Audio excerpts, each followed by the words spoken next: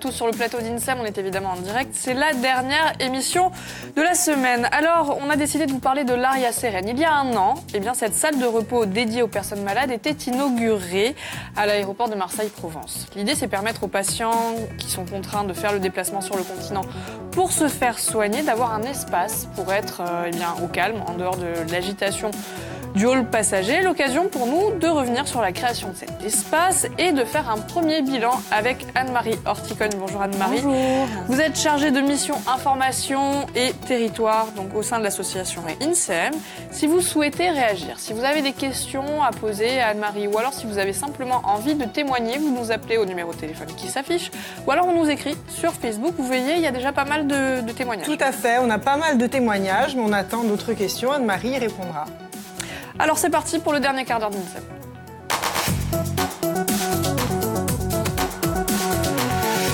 Anne-Marie, bienvenue. Merci. Et merci vraiment d'être avec nous. Rapidement, le principe chargé de mission info et territoire au sein de l'association INSEM. Alors, chargé de mission, ça veut dire que je m'occupe à la fois des dossiers de bénéficiaires, c'est-à-dire qu'on traite les demandes des patients qui partent sur le continent.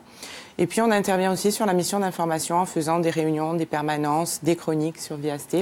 Voilà, c'est toutes les missions. Voilà, toutes les missions qu'on peut remplir quand on est chargé de mission pour INSEM. Et rapidement, la vocation de cette association INSEM? La vocation, c'est de soutenir les familles qui sont obligées de partir sur le continent pour être soignées. Voilà, alors ça va soit sur les démarches administratives. Oui, aider. Voilà, les aider, les informer. Et puis sur du soutien financier aussi, on aide les gens financièrement.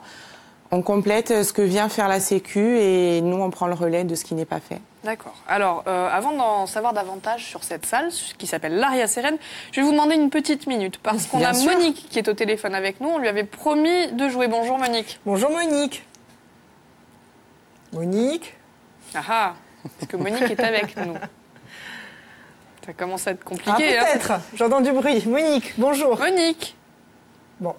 Ah bah non, Monique, tant pis Monique, tant pis pour les cadeaux. Alors, justement, ça fait un an. Un an qu'elle a été inaugurée, donc un an qu'elle est en fonctionnement. Premier bilan, satisfait ou peut mieux faire? Alors, satisfait, oui. On est satisfait de sa création, de son fonctionnement.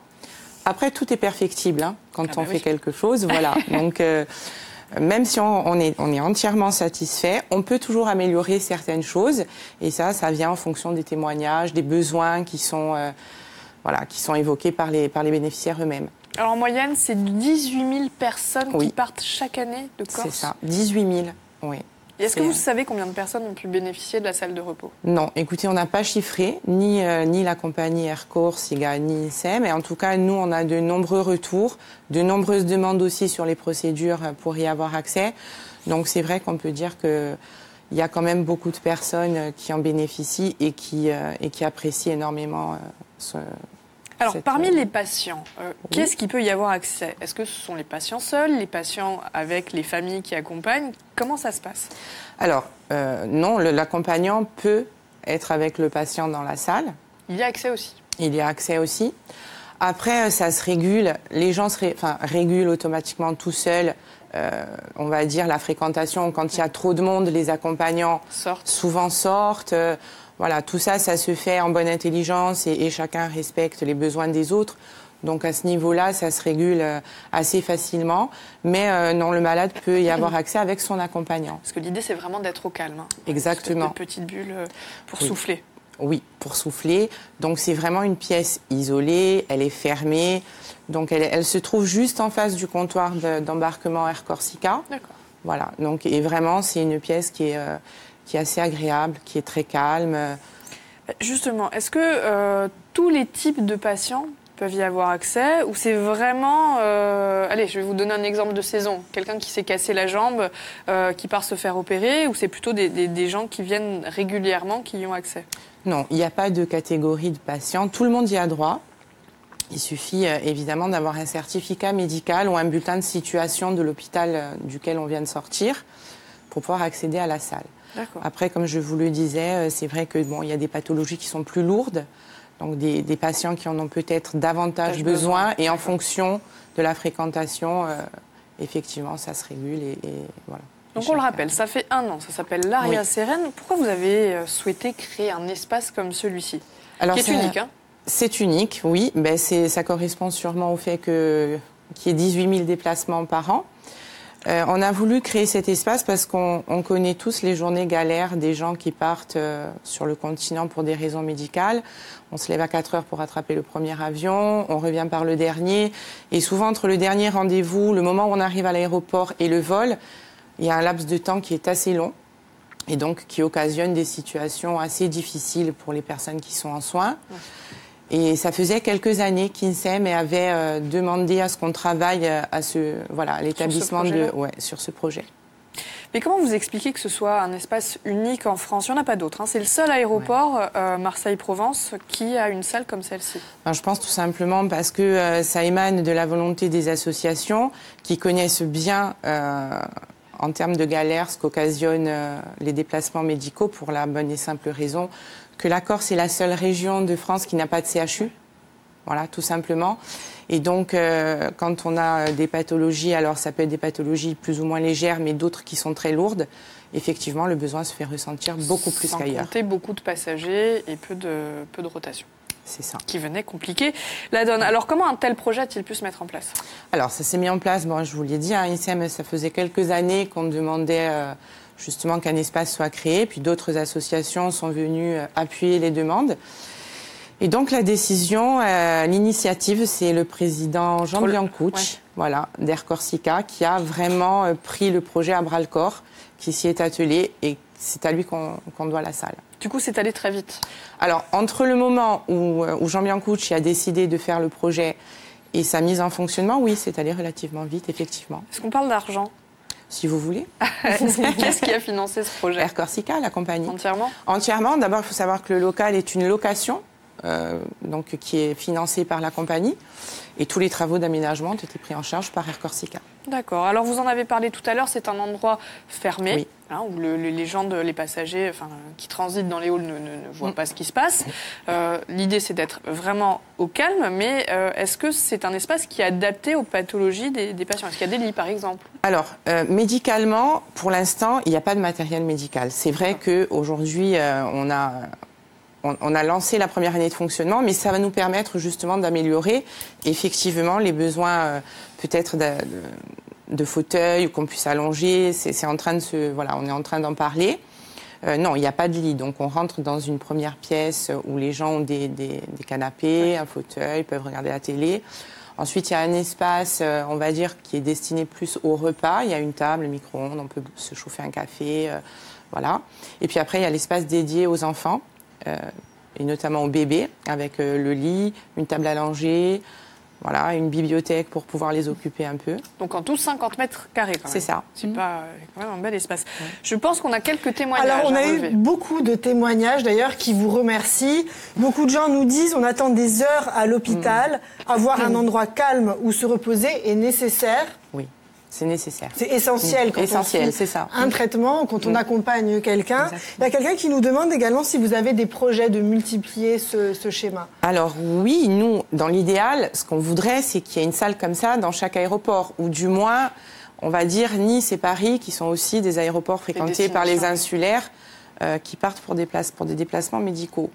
Mais on n'oublie pas que chez nous aussi, il y a peut-être un besoin. Quand on part, on peut aussi avoir besoin, voilà.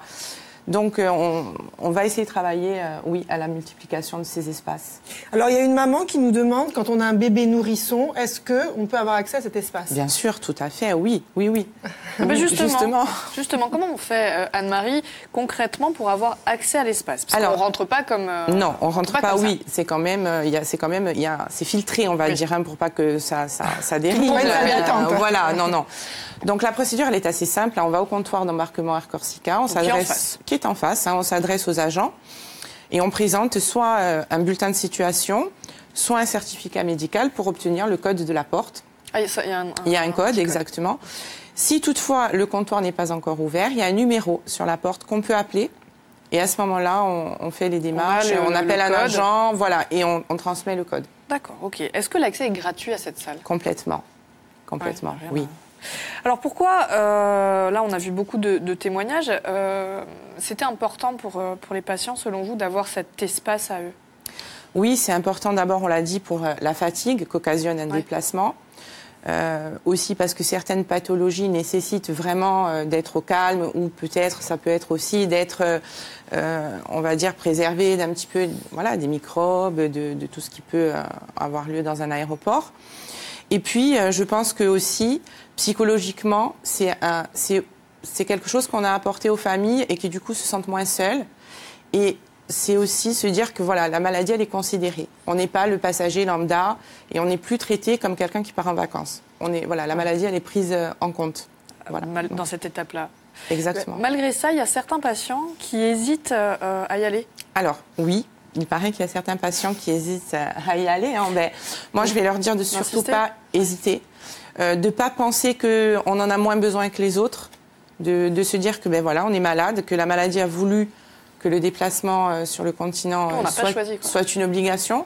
Donc déjà, c'est une double peine pour les insulaires. Donc il faut s'autoriser. Nous, on considère que c'est un droit pour les malades d'avoir des outils comme ça qui vont soulager leur périple. D'accord. Alors, j'allais dire, cet espace, c'est un maillon, finalement, dans un dispositif global d'amélioration du quotidien des malades corses qui doivent se déplacer. Quelles sont les autres étapes? Alors, sur les problématiques liées à l'aéroport, on avait commencé déjà en 2014 sur la procédure de contrôle qui se fait avant la salle d'embarquement. Aujourd'hui, on a la possibilité pour les malades de passer le contrôle de façon beaucoup plus humaine. Voilà, il y a eu beaucoup de dérapages et beaucoup d'incompréhension aussi. Donc aujourd'hui, tous les malades qui transitent, qui attendent un vol et qui passent au contrôle peuvent le faire en cabine. Voilà. Donc on n'est pas obligé de passer... non, il suffit de signaler son état de santé, de l'attester avec un document et ensuite de demander le passage en cabine. Et ça a été aussi le résultat d'une bataille Oui, ça a été le résultat d'une bataille, d'un long travail avec notamment la direction de l'aéroport qui forcément n'avait peut-être pas conscience de la problématique. Et du coup, on a pu mettre en place cette nouvelle procédure. Parce qu'on avait beaucoup de témoignages assez douloureux où les contrôles étaient quand même assez très compliqués. Alors, qu'est-ce qu'il reste à faire pour finir, Anne-Marie? Beaucoup de travail. Voilà, beaucoup de choses. Il reste notamment, je vous l'ai dit, à développer ces endroits dans d'autres aéroports, améliorer les conditions de contrôle aux sécurités aussi sur Nice et Paris, par exemple. Ça, c'est les prochains défis. C'est les prochains défis, oui, on est prêts, les manches sont retroussées. J'en doute pas. Allez, très rapidement, si on souhaite plus de renseignements, comment on fait? Alors, à partir de maintenant, l'association ICEM, c'est un seul numéro avec un standard qui va vous diriger vers ce que vous souhaitez, le 04 95 20 22 61. Voilà. Merci beaucoup d'être venue, Anne-Marie, d'avoir donné toutes ces explications. Nous, on va se donner rendez-vous à la rentrée de mars. Oui, INSEM, l'émission fait une petite pause à l'inverse de l'assaut. Ce que je vais faire, c'est que je vous souhaite de très très bonnes vacances et surtout prenez soin de vous. Merci les filles de m'avoir accompagnée. Bonne fin de journée à tous et d'ici au mois de mars. Ciao. Merci. Merci Anne-Marie.